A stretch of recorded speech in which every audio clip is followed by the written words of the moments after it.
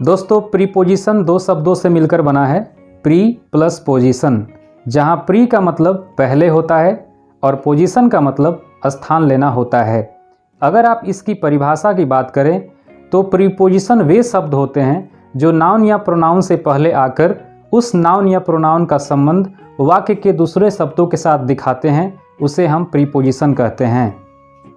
Preposition का प्रयोग करके नाउन या प्रोनाउन का संबंध उस वाक्य के दूसरे शब्दों के साथ किस प्रकार दिखाया जाता है, इन एग्जाम्पल्स के माध्यम से समझने का प्रयास कीजिए। There is a cat under the table. दोस्तों इसमें टेबल एक नाउन है और उसके पहले अंडर प्रीपोजिशन का प्रयोग किया गया है। अंडर प्रीपोजिशन का प्रयोग करके ये बताने का कोशिश किया जा रहा है कि टेबल का संबंध उस बैठी हुई बिल्ली के साथ है। ठीक उसी प्रकार से ही goes to school by bus.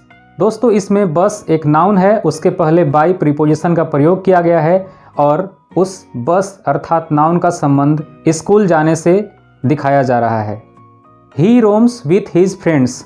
दोस्तों इसमें विथ एक प्रीपोजिशन है जो हिज प्रोनाउन के पहले आया है।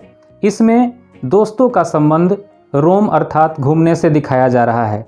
तो इस प्रकार से हम कह सकते हैं कि प्रीपोजिशन का प्रयोग नाउन या प्रोनाउन के पहले किया जाता है तथा उस नाउन या प्रोनाउन का संबंध वाक्य के दूसरे शब्दों के साथ दिखाने का प्रयास किया जाता है। आइए आगे कुछ महत्वपूर्ण प्रीपोजिशंस पर चर्चा करते हैं। आगे बढ़ने से पहले अगर अभी तक आपने मेरे YouTube चैनल को सब्सक्राइब नहीं किया हुआ तो सब्सक्राइब कर लीजिएगा ताकि इसी तरह का वीडियो आपको आगे भी मिलता रहे। आइए आगे देखते हैं। बाई और विथ। दोस्तों इन दोनों का अर्थ के साथ होता है, लेकिन इनका प्रयोग अलग अलग स्थिति में किया जाता है।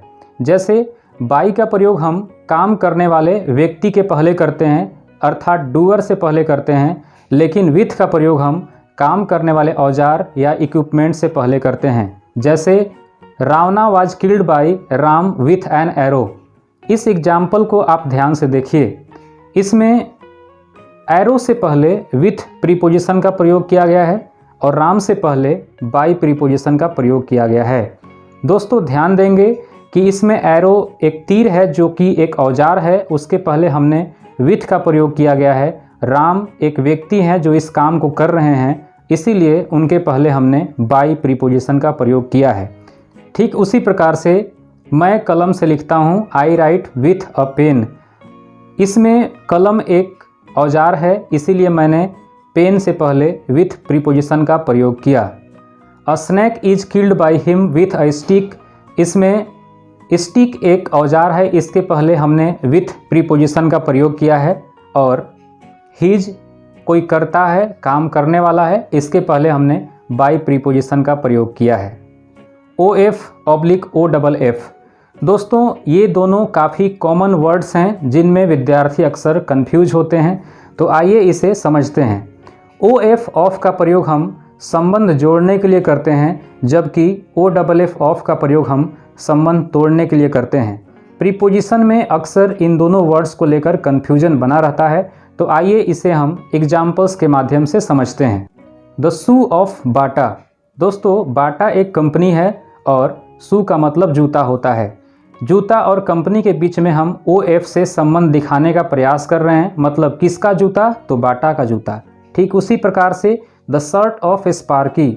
इसमें आप ऑफ का प्रयोग शर्ट और स्पार्की कंपनी के बीच में संबंध को जोड़ने के लिए कर रहे हैं। ठीक उसी प्रकार से the cap of pen.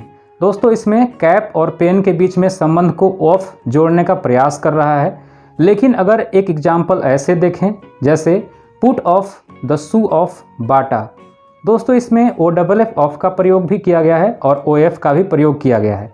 Put off में ओ डबल एफ ऑफ का प्रयोग करके हम ये बताना चाहते हैं कि जूता खोलने की बात की जा रही है, और किसका जूता, तो बाटा का जूता खोलने का बात किया जा रहा है। ठीक उसी प्रकार से ही जम्प्ड ऑफ द टावर। अगर कोई टावर पर से नीचे की ओर जंप करता है तो टावर और उसके बीच का संबंध हट जाता है। He is of duty now, मतलब कि अब वह ड्यूटी से अलग हो चुका है, ड्यूटी से अब अलग जा चुका है।